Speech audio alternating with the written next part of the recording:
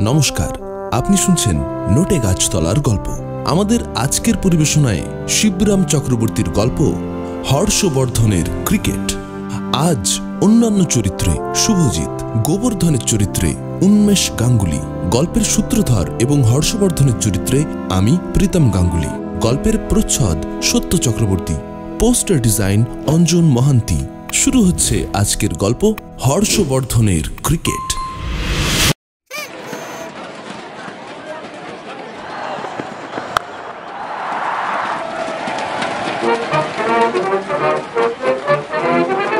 দুই ভাই খেলোয়াড়। ছোটবেলার সেই ধুলো খেলার কাল থেকে এখন অবধি এই খেলাধুলোর বয়সে এসেও গোবরা তার দাদার সঙ্গে সমানে পাল্লা দেয়। দুজনেই দারুণ স্পোর্টসম্যান, প্রায় সমান সমান, কেউ কারোর চেয়ে কম যায় না। হর্ষবর্ধন পাড়ার ছেলেদের স্পোর্টস ক্লাবের পেট্রন, আর গোবর্ধন তাদের ক্যাপ্টেন। কারোর পাল্লাই কম ভারী নয়। পাড়ার ছেলেরা ধরেছে এসে হর্ষবর্ধনকে। বেহালা বয়েজের সঙ্গে ক্রিকেট ম্যাচে তাদের একজন কম পড়েছে। হর্ষবর্ধনকে তার শূন্যস্থল পূর্ণ করতে হবে। পাড়ার অভাব মোচনে হর্ষবর্ধন সর্বদাই তৎপর, তক্ষুনি তৈরি। কিন্তু গোবর্ধন দাদাকে বাধা দেয়। ক্রিকেট হচ্ছে বেজায় দৌড়ঝাঁপের খেলা দাদা। এই বয়সে ওই ভুঁড়ি নিয়ে তুমি পারবে কি? যেও না বেহালায়, বেহাল হয়ে যাবে। ভুরি ভুরি বাক্য ব্যয়ের সে প্রয়োজন বোধ করে না। ওই ভুঁড়ি যথেষ্ট। হে, তুই বলিস কি রে? আমি পারবো না? পারি না এমন জিনিস দুনিয়ায় আছে নাকি? ক্রিকেট খেলতে আমি জানি না বুঝি? হর্ষবর্ধন সহর্ষে কন। ছেলেরা তাকে মদত দিতে থাকে। ক্রিকেট পারতে গিয়ে তুমি নিজেকেই পেড়ে ফেলবে মাঠে। গোবর্ধনের সন্দেহ। তখন এই আড়াই মণি মাল আমাকেই ঘাড়ে করে বয়ে আনতে হবে। আরে আমরা আছি তো, গোবর্ধনকে উৎসাহ যোগাতে ছেলেদের কোনো কসুর নেই। তোমরা যে আছো সে আমি ভালোই জানি ভাইরা। তখন যে যার নিজের বাড়ির পথে শুরুত, টিকিরও পাত্তা নেই কারুর। গোবর্ধনের তিক্ত অভিজ্ঞতা। হ্যাঁ গোবরাদা, যা বলেছ, সবাই তখন চড়ুই পাখির মতন ফুরুত। দলের একটা ছোট্ট ছেলে গোবর্ধনের কথার প্রতিধ্বনি করে। আমি বাবা ওই আড়াই মণির আলুর বস্তা বইতে পারবো না। এই, আমি আমি আমি আলুর বস্তা? চলো, আমি ক্রিকেট খেলে দেখিয়ে দিচ্ছি তোমাদের। হর্ষবর্ধনের চ্যালেঞ্জ গ্রহণ। আমি আলুর বস্তা না চালের বস্তা দেখতে পাবে। কে বলে আপনাকে আলু? হ্যাঁ, আপনি ক্রিকেটেও বেশ চালু। ছেলেরা সব সমস্যারে সায় দিল তার কথায়। কলকাতার স্থানাস্থানের ইতর বিশেষ আরো বিশদ করে গোবর্ধন বোঝাতে চাচ্ছিল দাদাকে। যাচ্ছিল, উদাহরণ সহ জানাতেও চাইছিল। কলকাতায় নেমেই তুমি ধরামতলায় ধরাম করে পড়ে গেছিলে কেন? মনে নেই? সে তো জায়গাটাই ধরামতলা বলেই। ওখানে গেলে অমনি করে তোমায় পড়তে হবেই। তেমনি উল্টো ডাঙায় গেলে তুমি উল্টাবে, চিতপুরে গিয়ে চিত হয়ে পড়বে, আর বেহালায় গেলে বেহাল হতেই হবে, নির্ঘাত। ওই হব, তোর কি? তোর নিজের বেহালা বাজাকে জানা তুই। যা বলে দাদা হই হই করে বেরিয়ে গেছেন পাড়ার ছেলেদের সাথে। চলো দাদা, দাদা।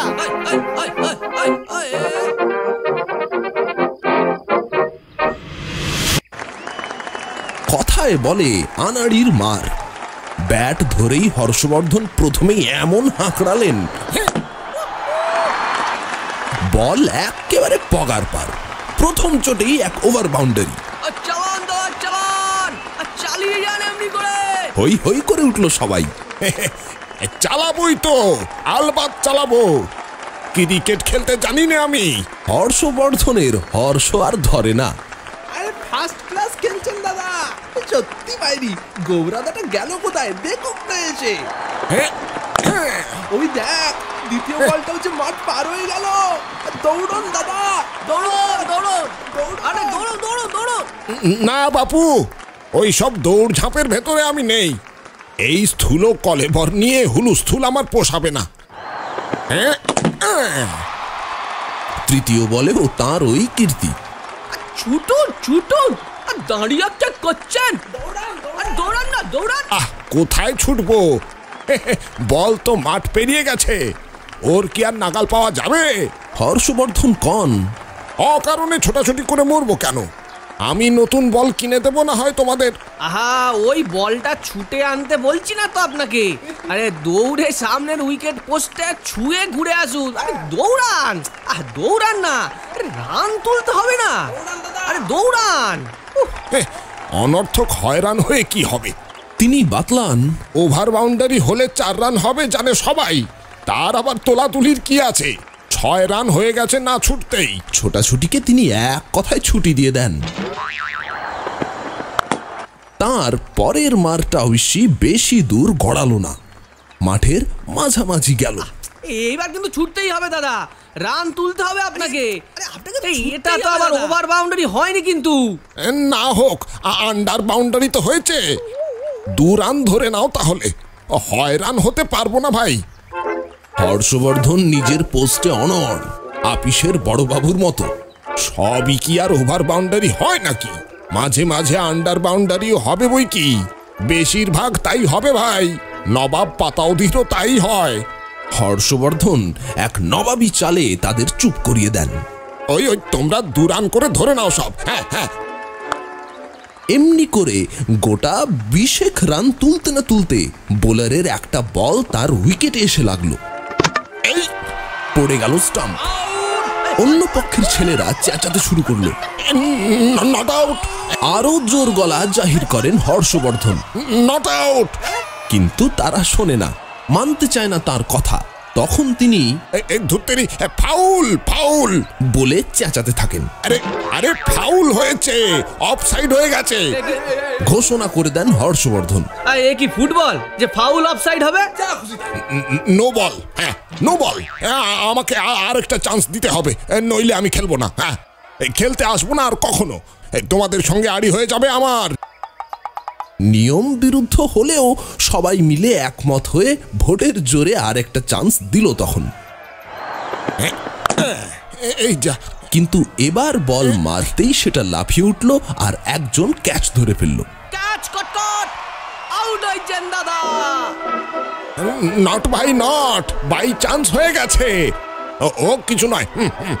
হর্ষবর্ধন ব্যাট না ছাড়তে নাছোড়বান্দা। তখন আরেক চান্স দেওয়া হলো তাকে, আবারও তিনি ক্যাচ আউট। আর এক চান্স, লাস্ট চান্স। তিনি ধরে বসলেন, ব্যাট ছাড়তে চাইলেন না কিছুতেই। বললেন, আরেক চান্স দাও আমায়, চকলেট খাওয়াবো তোমাদের, এনতার যত চাই যত খুশি। চকোলেটের দৌলতে আরেক চান্স মিলল তখন। এবার তিনি খুব সতর্ক হয়ে ব্যাট করতে লাগলেন। ঠুক ঠুক ঠুক ঠাক, কিছুতেই আর আউট হবার পাত্র নন। বড় বড় মারের ধার কাছ দিয়েও যান না, কি জানি যদি ক্যাচ আউট হয়ে যান আবার। দৌড়ান না দাদা, দৌড়ান। তাহলেও ওই মারেই 1-8টা বল বেশ একটু আধটু গড়ায়। হর্ষবর্ধন অনড়, নট নরম চরণ, ব্যাট ধরে নাছোড়বান্দা। 4 ধার থেকে হই হই করে ওঠে সবাই।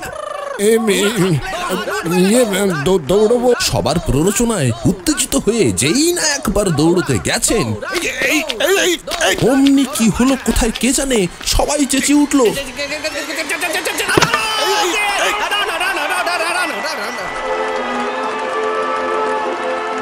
তারপরে ছেলেটি ছুটে এসে তার হাত থেকে ব্যাটটা কেড়ে নিয়ে বললে, রান আউট হয়ে গেছেন দাদা, আর কোনো চান্স নেই আপনার, এবার আমার পালা, ফিরে যান তাঁবুতে। ছেলেটার হাতে ব্যাট ছেড়ে দিয়ে ম্রিয়মান হয়ে তাঁবুতে ফিরতে হলো তাকে। ধুর, এসব ভারী ঝকমারি খেলা, আমার এসব পোষায় না। খারাপ কি খেলেছেন দাদা, মন্দ কি এমন? উৎসাহ দেয় একজন। না বাপু, এসব লক্কর ফক্করদের খেলা।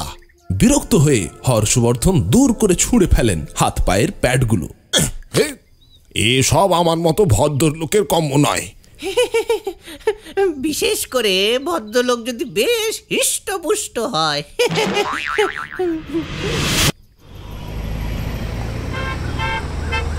বকতে বকতে মাঠ পার হয়ে রাস্তায় একটা ট্যাক্সি ধরে চেতলায় নিজের আস্তানায় ফিরে আসেন শটান। এই তো। দোরগোড়াতেই গোবরার সঙ্গে মোলাকাত। কোথায় ছিলিস রে এতক্ষণ? দাদা কন, যেতে পারতিস আমার সঙ্গে, দেখতে পেতিস আমার খেলাটা। কি রকম খেললাম যে একখান।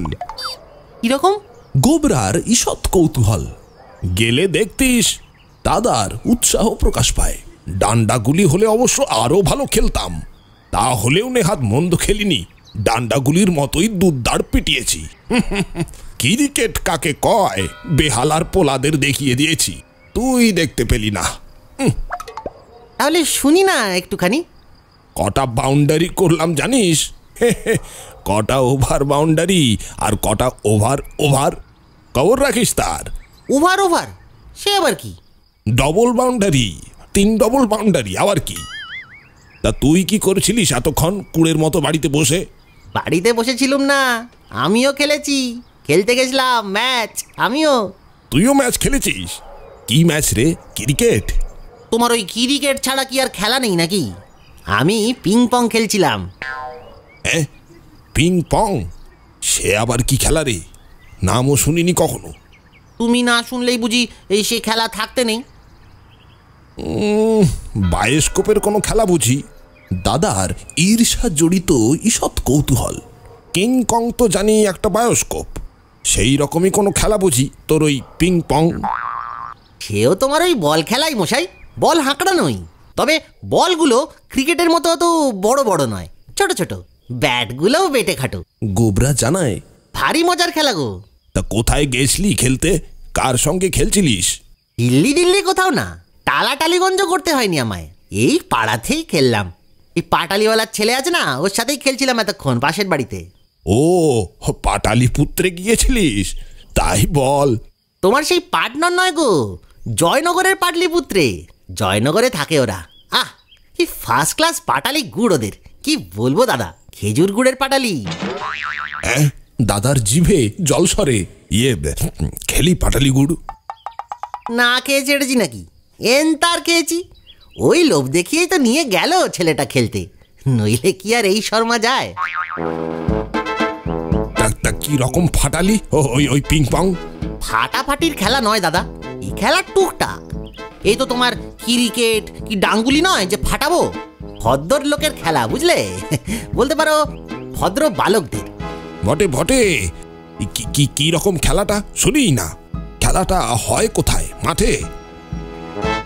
মাঠেও নয়, হাটেও নয়, বলতে পারো খাটেই বরং। খাটে? হর্ষবর্ধন অবাক হন। খাটে আবার কিসের খেলা রে? হাটের তলাতেই বেশিরভাগ।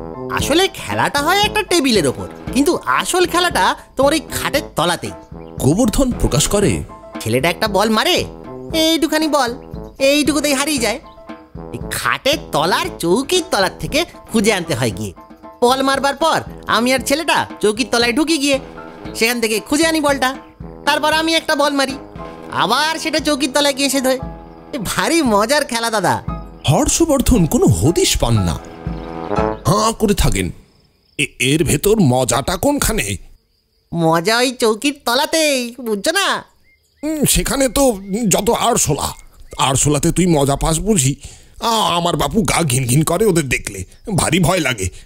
আরশোলা কেন গো, তার তলাতেই তো যত মজা। হ্যাঁ, সাজানো যত, থরে থরে বিন্যস্ত যত গুড়ের পাটালি গো।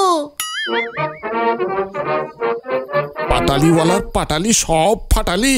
হ্যাঁ, আজ রাত্রিরে আর ভাত টাত কিছু খাচ্ছি না দাদা। আমিও না, আর তোমার এই পাটালি পুত্রও না। 7খানা ইয়া পেল্লায় পাটালি দুজনে মিলে সাবার করেছি। হ্যাঁ, তারপরেই গোবর্ধন এক পাটনাই ঢেকুর তুলে তার প্রমাণ দিল।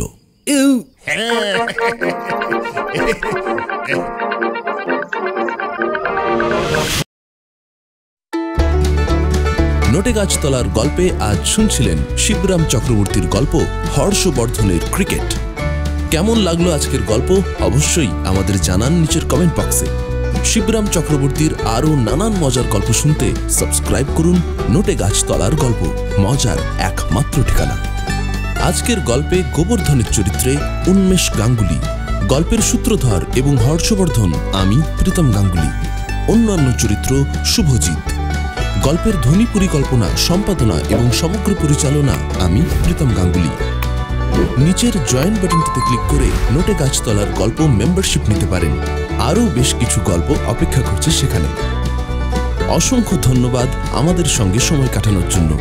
চ্যানেল ঘুরে দেখুন, নানান প্লেলিস্ট সাজানো আছে আপনার সুবিধার জন্য। খুব ভালো থাকবেন, হাসতে থাকবেন, শুনতে থাকুন নোটে গাছতলার গল্প, মজার একমাত্র ঠিকানা। আজকের মতো বিদায় বন্ধু, নমস্কার।